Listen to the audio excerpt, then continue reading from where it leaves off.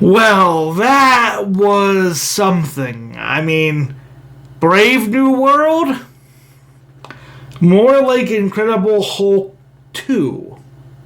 Let's talk about Captain America Brave New World hitting theaters this weekend.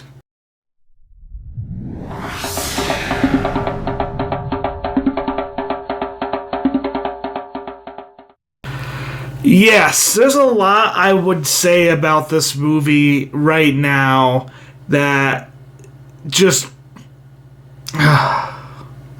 The action elements in Captain America Brave New World actually give great beats. And when Anthony Mackie is able to be in that Falcon suit with the Captain America shield doing those type of things, this movie works. When you are able to have Mackie as Wilson be more of the hero-saving individual, the more Captain America type individual, this movie works well. When you have Harrison Ford playing a Thaddeus Ross who is trying to change his ways and is really honestly trying to pave a way for this new world in a positive light, but his past keeps catching up to him, this movie works well.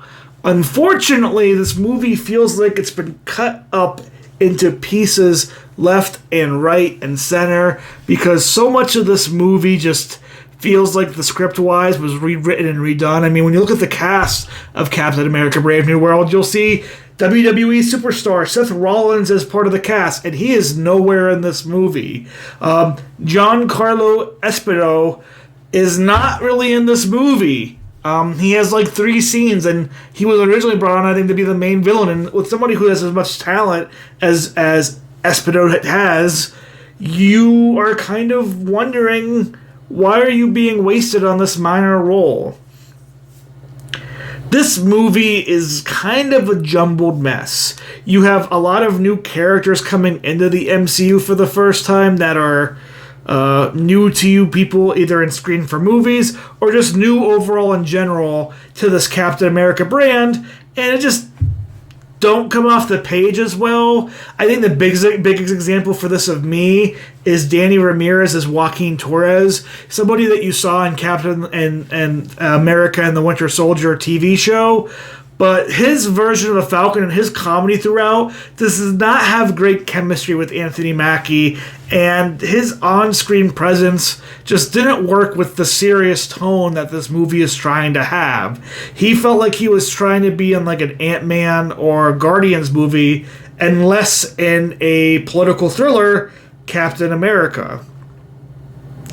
Add in there Shira Haas, who, as Sabra, didn't do that bad of a job coming in as her role went in there more, but her introduction into the movie and introduction to the scenes was reading off some very bad cringe lines, and you're just like, eh.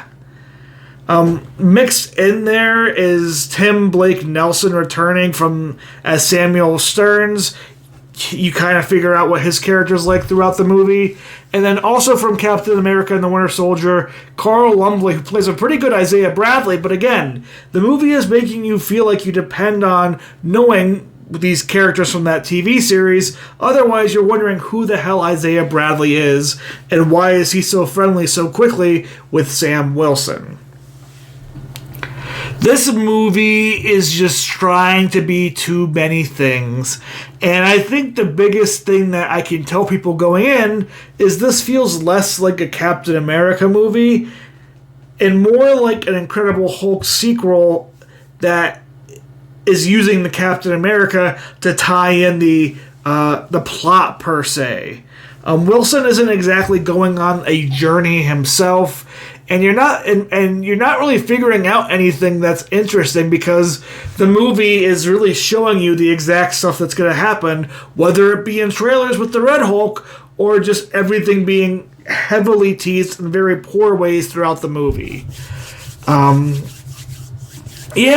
just think that this movie works best when Harrison Ford's in the middle of it.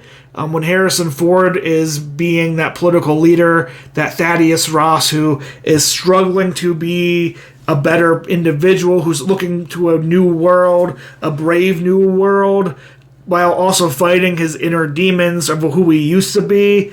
And when Sam Wilson is kind of on a solo mission himself, doing action scenes as the Falcon. I think also Mackie and Ramirez's hand-to-hand combat were just not as good and not as flashy as things you've had with Chris Evans as Captain America, or, in Winter Soldier with Scarlett Johansson as the Black Widow.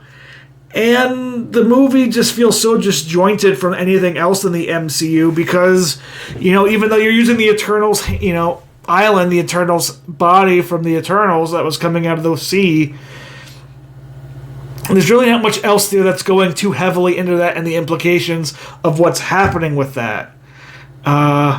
Instead, you're kind of going on this goose chase and trying to figure out who's pulling all the strings, while the movie is telling you kind of who's pulling all the strings. We don't get a great villain because Juan Carlos Esposito just didn't have that chance to be that individual. You also just don't have a great villain with Samuel Stearns as, typically Nelson as Samuel Stearns. It just doesn't work well. And Thaddeus Ross is so clearly not the intentional villain of the movie that there is no real villain spot. And because we showed the Red Hulk in previews and it's all over social media, not only is that foreshadowing event so foreshadowed in this movie, it just comes off as bland and you're just waiting for it to happen. Captain America and the Brave New World does deliver fun action scenes, and if you go for the action, I think you'll be excited, but just know this is more of an Incredible Hulk sequel, and for me, it's getting a bland silver rating. The action scenes get it above a bronze. Harrison Ford's acting in this movie gets it above a bronze, but this movie is a disjointed pile of mess of a script, and you really wonder as this movie was being made, if they were rewriting things because they don't know where the MCU is going right now. But tell me your thoughts on Captain America Brave New World in the comments down below. Like and subscribe as we get closer to the Thunderbolts, because I think Thunderbolts is going to be a very good movie. And I will see you all around for Oscar season up here soon, as well as Traitors coverage. So look out for all that on the channel, and I'll see you for my next review or next video.